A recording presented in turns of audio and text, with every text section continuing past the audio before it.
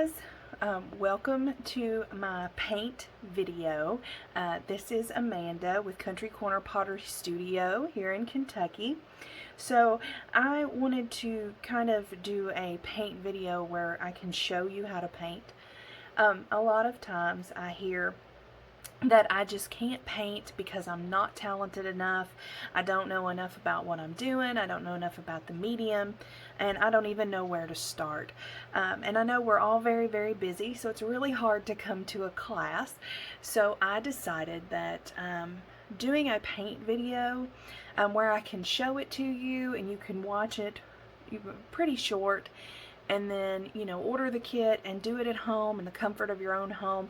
People might feel a little bit better about that.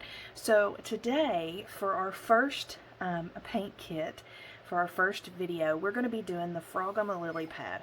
Now I want you to look at this guy. He is so cute. He's just hanging out, chilling, hands behind his head on his lily pad, and this is the perfect piece to do to start spring and to get looking forward to summer. Hearing those early spring frogs are one of my favorite things about spring.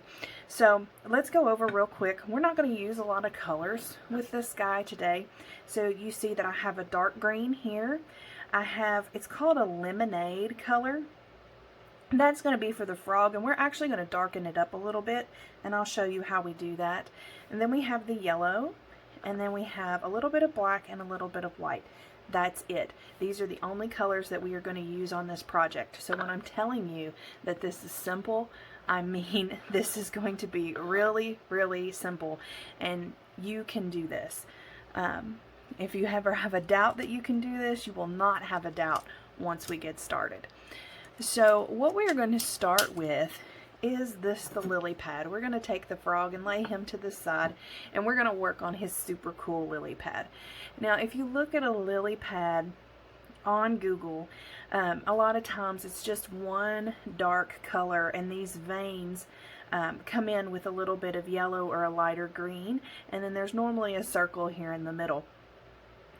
And anytime that you're painting ceramics or anything, it is really, really good and comforting for me to take a look at what I'm painting, even if I want it to look a little more cartoonish as opposed to real.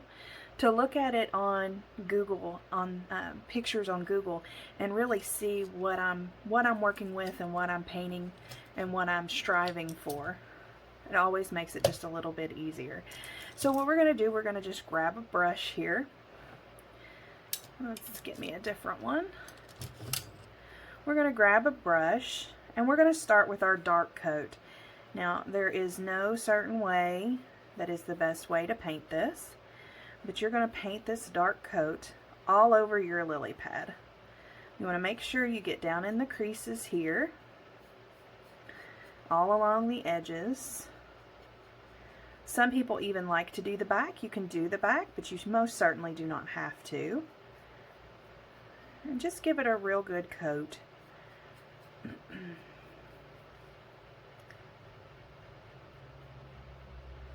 And you'll probably find, as you paint, that it may need more than one coat. And that's okay. We can always go back and give it a second coat. So we're going to give it this first coat and see what we've got once we give it that first coat.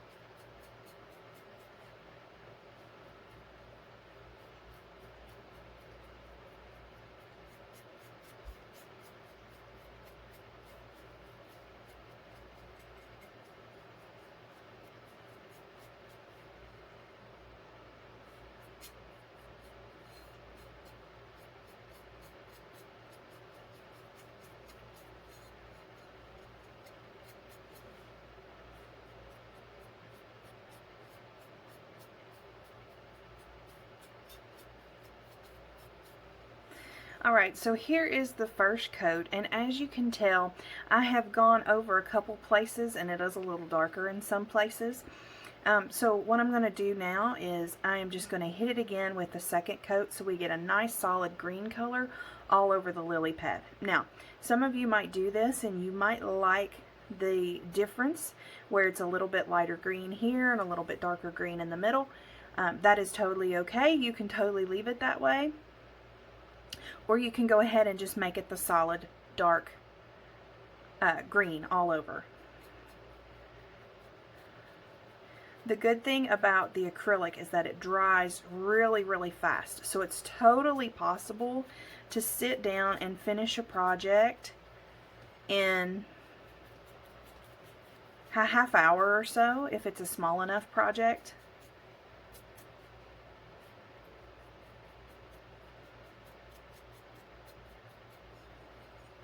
So these can totally be something that you do in the middle of the week just to relax and de-stress from work. I like to do a lot of my painting after my child goes to bed. It's kind of my time to be with me and think and pray and just let that stress melt away. Alright, so there it is. We have finished our lily pad. Again, that is just the dark green. It's called a Christmas green is what it's called. And there it is. We just did 2 coats, so it's completely green, and we will add some details here just shortly. So we're going to put this aside. And then the next color we're going to look at is this lemonade. It's called a lemonade green. Now, it is almost close enough to be a kind of a froggy fun green or a summer green, but it just needs to be darkened just a little bit. So how we're going to do that is we're going to put a little bit of black here on the edge of our palette. Now, the thing about black, if you know anything at all about paints, black goes a really long way when you're trying to darken something. So you almost can just do this a little at a time. Mix it and see if it's dark enough and then go back for more.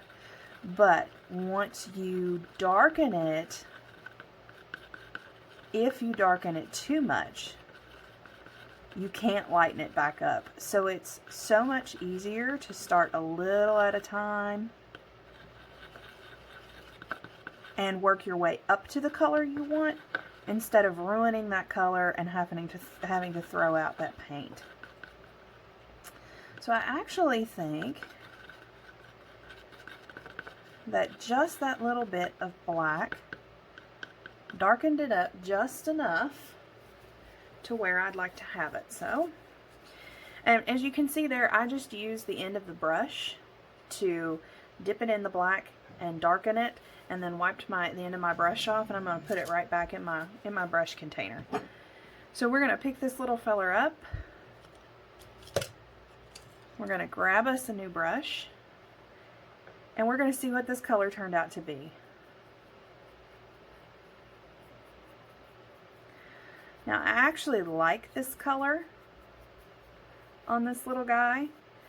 You don't want, in my opinion, you wouldn't want the darker green as your frog as well as your lily pad, because then he'll blend in. And you really want this little guy to shine. He is the main focus of this piece, and he's so much fun you don't want to lose him. So again, this is really, really easy. Just a quick coat. You can even do the back of him. Make sure you get the backs of his feet because they are elevated off the flat surface, and you will be able to see them. He is so small, I'm just going to go ahead and do his back too.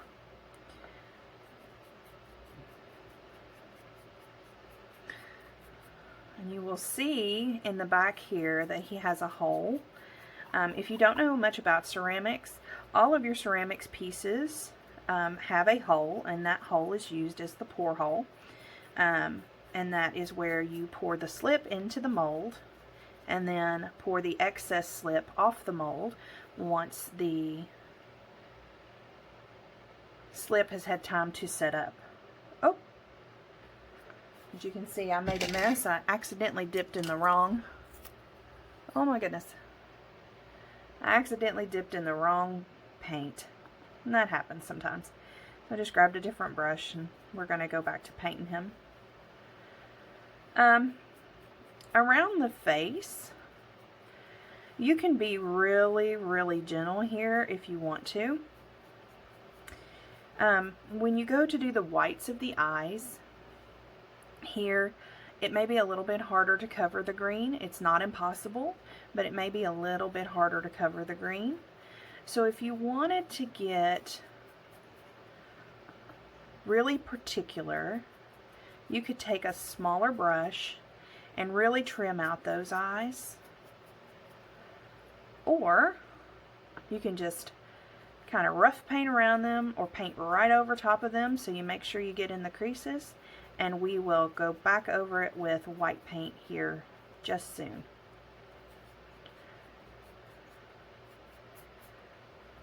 So there he is. He's all painted his pretty green, and like I said, this dries really, really fast. As you can tell, I can already pretty much handle him any way that I would like to.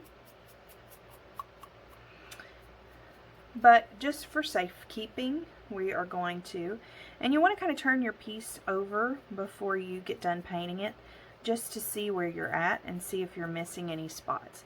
So I'm going to turn him over. He's looking pretty good. Maybe a little light right there, so we'll just throw a little more on him. Okay, and what I'm going to do, I'm just going to sit him to the side, let him get real good and dry, and then we will come back to him and finish up his eyes and give a little dry brush to him to give him a little texture. But for the moment, we are going to go back to this lily pad.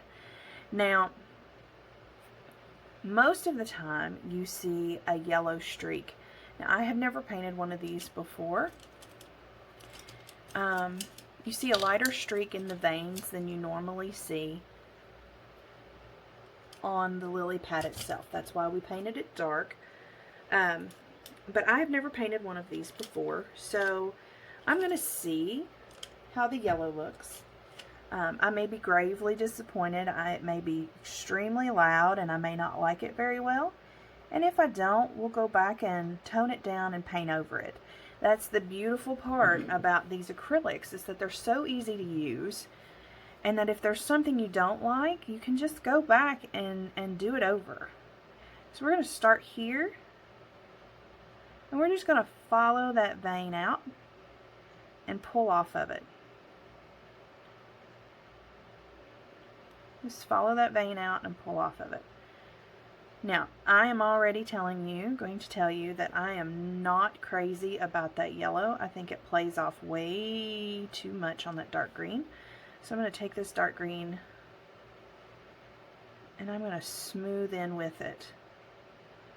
And just watch how that just smooths and gives you a couple different textures right there. So that gives you a couple different colors, which I think is really cool. So we're going to follow that same pattern with the rest of these veins. We're going to dip in a little yellow, pull it out, and while it's wet, we're going to go back and dip in the green and pull the green through.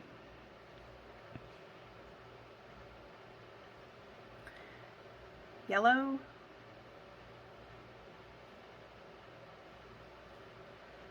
and go to the green. You're going to get a little bit of a different variation in each vein, but that's perfectly okay because none of your leaves are the same.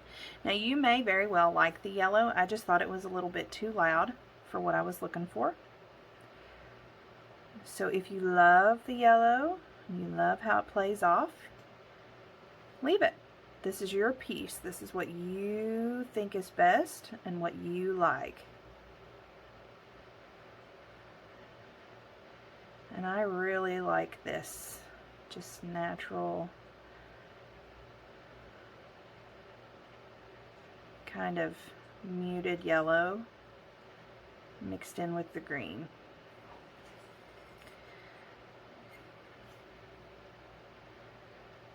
We're going to keep on going.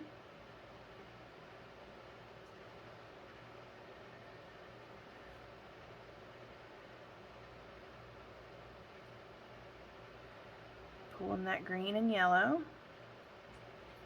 I think we need a little bit more green there.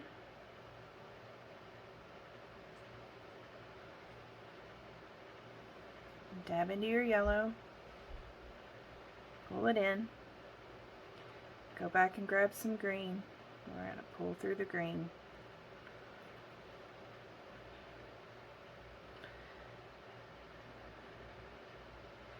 If you feel like you're getting too much of a mix on your brush, you can always just real quickly wipe it off if you feel like it's not giving you the effect that you need.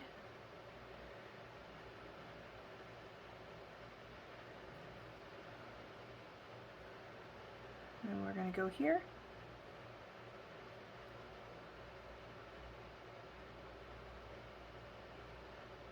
We're going to drag it back through. Okay, so there is the beginning of our lily pad. Now, another thing I want you all to understand is that it is okay to have some spots you need to touch up.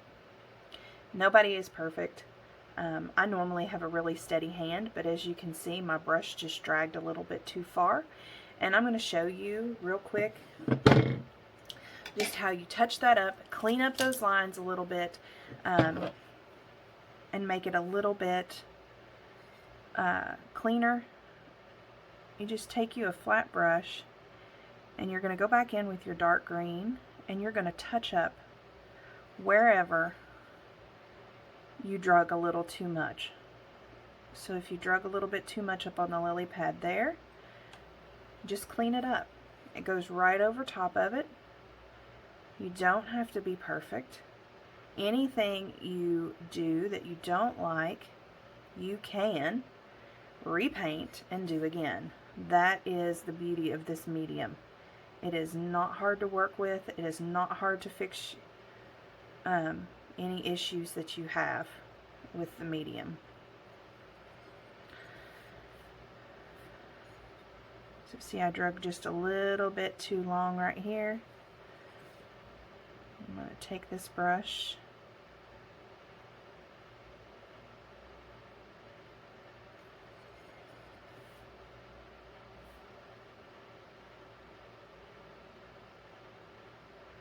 Like I said, you can follow that line.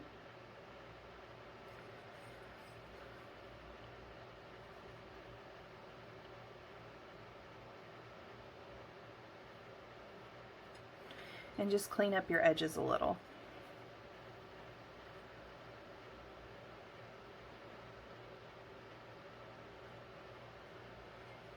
And there you go. There is your lily pad for your frog. Absolutely love it. I think it'll work just fine for what we're doing. We'll set that to the side and let it dry, and we're going to go back to our little frog. Now, a technique that I was wanting to show you all is a dry brush technique. So we all know that frogs are not all one color. They have a little bit of color to them, a little bit of different colors. So the first thing we're going to do is we're going to take some of this dark. As you can see, I've grabbed a new brush. The bristles are still flexible, but this brush tends to be a little bit stouter than some of your other brushes are. So we're going to just lightly dip into the green, brush most of it off, and then we're going to pick up our little guy and we're going to start at his feet and we're going to lightly go back and forth. This technique is called a dry brush. I want you to see what I'm doing here. So I'm just lightly going over our little guy. Go down his legs. When you get here, always try to go the opposite direction of the creases. So you see his belly line here. You're just going to go right over top of it so you hit his belly and give him a little bit of color. Just flipping back and forth. So the point of the dry brush is to get your high points a color and leave your low points the base color. That is the point of the dry brush. So we're going to go again, just a very little, wipe it off, See, you're not left with a lot, but it's just enough to give him some color. And you can see I had a little bit extra left in there, so some of it, it's going to be a little stronger. That's okay. If it's too much, you can always hit it again and get some of it out. Or if you like me, you just roll with it and see what you get. Again, you're going to go all over this little guy. And you're just rubbing that dry brush in. Across his nose, across his cheeks, across his eyes. And you're just catching that, all those spaces with a little bit of dry brush. So he's super, super cute. That really adds a lot to him. Now, we're not quite done with the dry brush yet. There really is no need to get a different brush here. You're going to tap in next to just a little bit of yellow. Again, you're going to wipe off most of this because I want to give him just a little shine of yellow right here on his belly. It's not a lot. It mixes in with the green, but it gives you a little bit of a bright green there. So we're going to shine in a little bit there. And maybe you can kiss his cheeks a little bit with some different green. That is so cute. He is adorable. Alright. So I think I really like his skin tone here. If you're not sure, you can bring over your other piece and kind of lay him on there and see how he looks. Oh, he looks like he's relaxing. I love it. Okay, guys, believe it or not, we are almost done. Almost done. Alright, so this next part is the part that kind of gets a little tedious, and this is the part where I start to lose people because they think, oh, I can't do that. Well, you can. You just have to have a brush small enough to do it. That is the biggest issue I see people in my studio, is that they try to use a brush that is too big for the space where they're painting. If you can't get in those little creases with this brush, then it's too big. So it's better to have a brush that is too small and take a little bit longer to cover space than it is to have a brush that's too big and melt over into your other spaces, and then you have to go back up and trim again.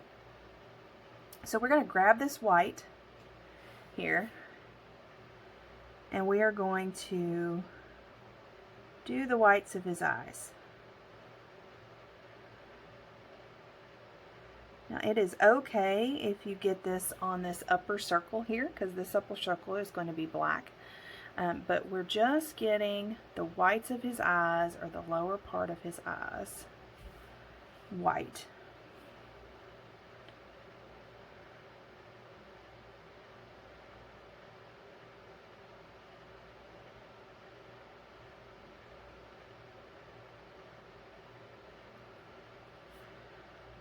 Let that one dry, and you're going to go over here and work on this one. Again, it doesn't matter if you get it up on the top half circle, because it is going to be black, and black covers the white really well. So you're going to let that dry for just a second. Again, it doesn't take long, and just go back over it with the second coat. If nothing else, then just to smooth out the first coat and make sure you've got that green covered. Like I said, it doesn't take a lot. Alright, so there's the whites of his eyes. We got those taken care of. And next, we are going to do the black.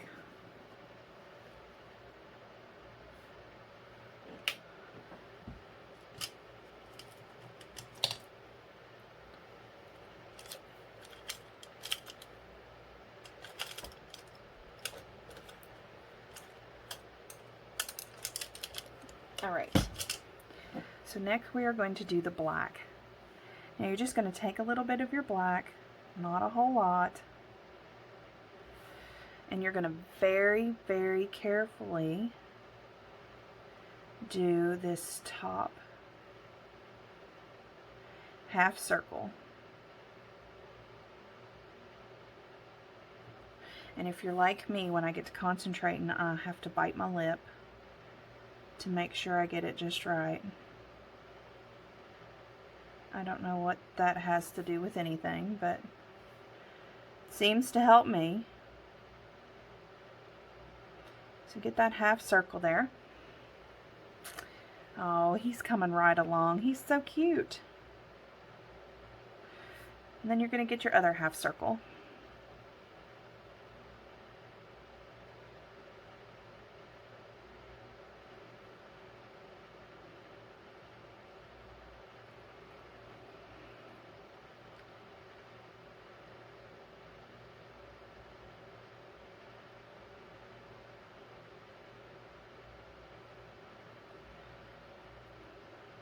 I've almost got it. Alright, there he is. Isn't he adorable? I just love this little guy. So I will also tell you that in my paintbrushes, I always keep a toothpick. Now you can think, what in the world is she keeping a toothpick for? Well, I'm fixing to show you. So you see here, he has these two nostrils. I think it would be just a nice little addition to just put a little black right there and right there for his nostrils. That way you know exactly what that is and what he's doing. And then we're going to give him a little fleck in his eye. Now the little fleck is just how the light plays off his eyes. Now he's looking up at the stars, so we're going to put that fleck right there in the top of his eyes. He's just starry-eyed and enjoying the day. Is he not adorable, you all? So here he is. Let me move my paint out of the way. We're going to put him on his lily pad. There you go. There is your paint project. It is that simple. This video right now is at 27 minutes. In under a half hour, you've got to paint and enjoy. And it wasn't difficult at all. It was very, very easy just to paint and enjoy your time, either being by yourself or with your family, and you have this cute work of art that you can leave on your kitchen table or you can give as a one-of-a-kind gift. I hope you all enjoyed this first video of mine.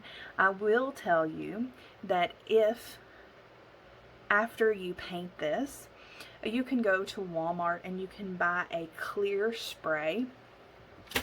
This that I have here is the clear, triple thick clear glaze Krylon. You do not have to use this specific brand. This will actually glaze it and be really, really shiny, almost as if you had glazed it and put it back in the kiln to fire. Or you can get a clear satin spray. Again, this is Krylon, but you can use any brand.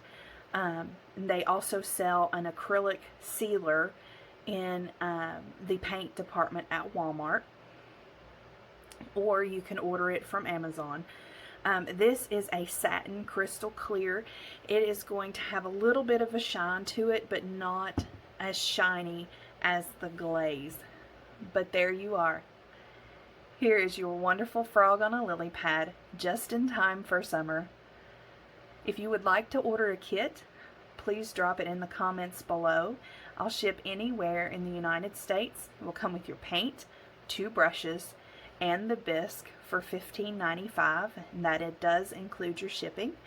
If you are picking up locally, just get with me, and you can either stop by the shop and pick up and ask me about the discount for local pickup. You all have a fantastic day, and I hope to see you soon painting with me.